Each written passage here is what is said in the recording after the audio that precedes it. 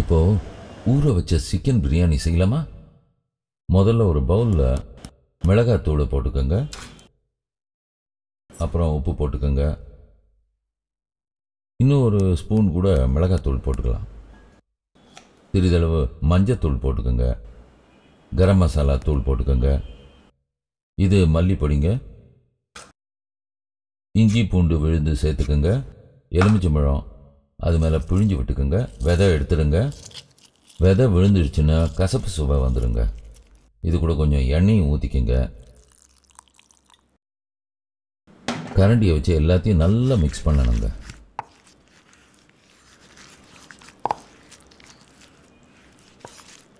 நல்லா ஒரு பேஸ்ட் மாதிரி மிக்ஸ் பண்ணிட்டீங்களா? இனிமே சிக்கனை போடலாங்க.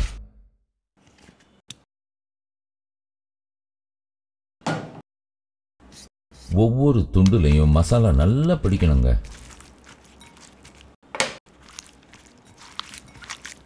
நல்ல மசாலா பிடிக்கிற மாதிரி மிக்ஸ் பண்ணணுங்க.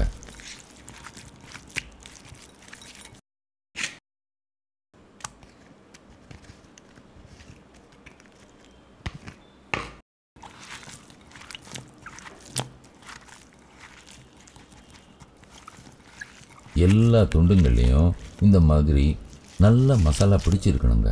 அது ரொம்ப முக்கியமுங்க. அடுத்ததா இதுக்கு மேலே புதினாவை போடுறோங்க.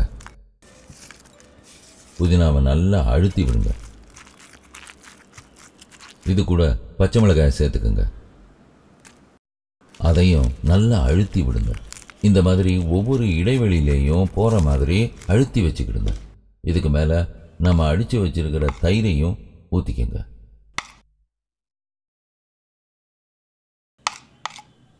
தயிரும் இடைவெளிகளெல்லாம் நுழையிற மாதிரி கிளறி விடணுங்க.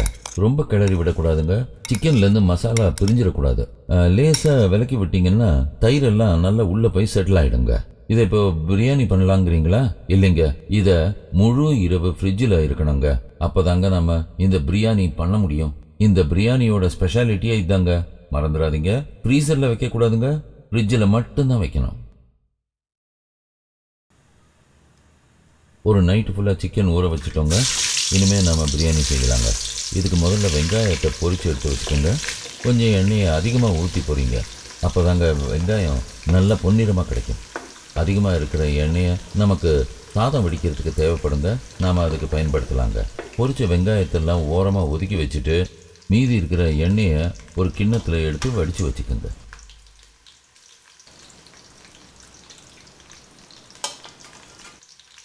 கொஞ்சம் எண்ணெய் சட்டியிலேயே இருக்கட்டுங்க. பொரிச்ச வெங்காயத்தையும் ஒரு கிண்ணத்தில் எடுத்து வச்சுக்கோங்க.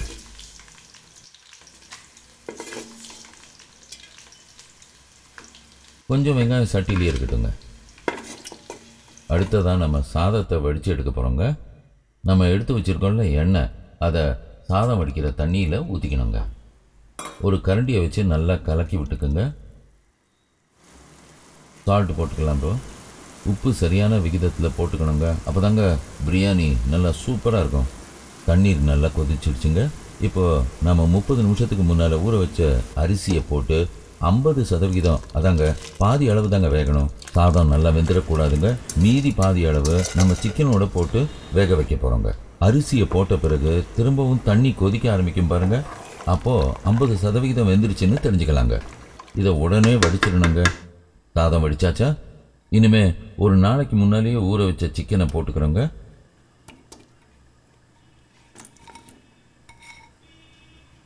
அடுத்ததா பிரியாணிக்கு தேவையான எல்லா மசாலா பொருட்களையும் ஒரு துணியில போட்டு பொட்டலமாக கட்டி போடுறதுனால மசாலா பொருட்கள் வாயில கடிபடுறது தவிர்க்கலாங்க. அதே நேரம் மசாலா பொருட்களோட எல்லா சுவையும் கிடைக்குங்க. குழந்தைங்களுக்கு மசாலா பொருட்கள் வாயில கடிபட்டா பிடிக்காதுங்க. நாம வடிச்சு வச்சிருக்கிற சாதத்துல இருந்து பாதி சாதம் போடுங்க. அதை நல்லா மட்டம் பண்ணிக்கங்க.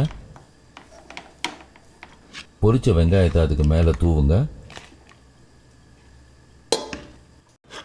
இதுக்கு மேலே புதினா, கொத்தமல்லி அதையும் மேலே தூவுறோங்க. இதுக்கு மேலே மீதி இருக்கிற சாதத்தை போடுங்க. திரும்பவும் மீதி இருக்கிற பொரிச்ச வெங்காயத்தை மேலே போடுங்க. புதினா கொத்தமல்லி இலையும் அதே மாதிரி மேலே போட்டுக்கோங்க.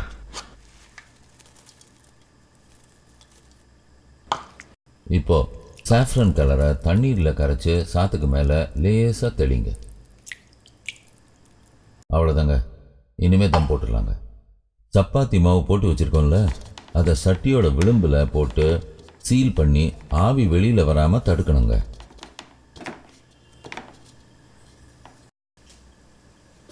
இப்போ மூடியை போட்டு நல்லா அழுத்தினீங்களா? ஆனால் இதுவும் பத்தாதுங்க, இன்னமும் கேப் இருக்குங்க. ஒரு வெயிட்டான பாத்திரத்தில் தண்ணீர் பிடிச்சு அது மேலே வச்சுருங்க. சென்டரில் வைங்க. இப்போ ஸ்டவ்வை ஆன் பண்ணிடலாங்க. ஃபஸ்ட்டு 5 நிமிஷம் ஹை ஃப்ளேமில் வைக்கணுங்க. அப்புறம் மீடியம் ஃப்ளேமில் 10 நிமிஷம் வைக்கணுங்க. சிம்மில் 15 நிமிஷம் வைக்கணுங்க. ஆக மொத்தம் 30 நிமிஷம் நாம் வேக விடுறோங்க. 30 நிமிஷம் ஆன உடனே ஸ்டவ்வை ஆஃப் பண்ணிவிட்டு ஒரு 15லேருந்து 20 நிமிஷம் அப்படியே ஆற விடணுங்க. அதுக்கப்புறம் நாம் தம்மை பிரித்து எடுக்கிறோங்க.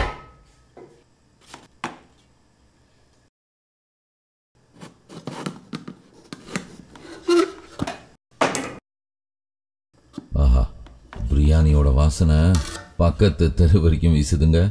சீல் பண்ணி வச்சிருந்த மாவெல்லாம் சாதத்தில் கலந்துடாம தனியாக எடுத்து வச்சிருங்க.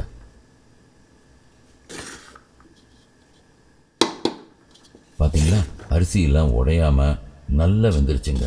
சிக்கனும் நல்லா வெந்துருச்சுங்க. வாங்க உட்காந்து சாப்பிடுவோம். வாசனை மூக்க துடைச்சா பத்தாதுங்க, சுவை நாக்க துடைக்கணும். வாங்களேன், சேர்ந்து ஒரு பிடி பிடிப்போம்.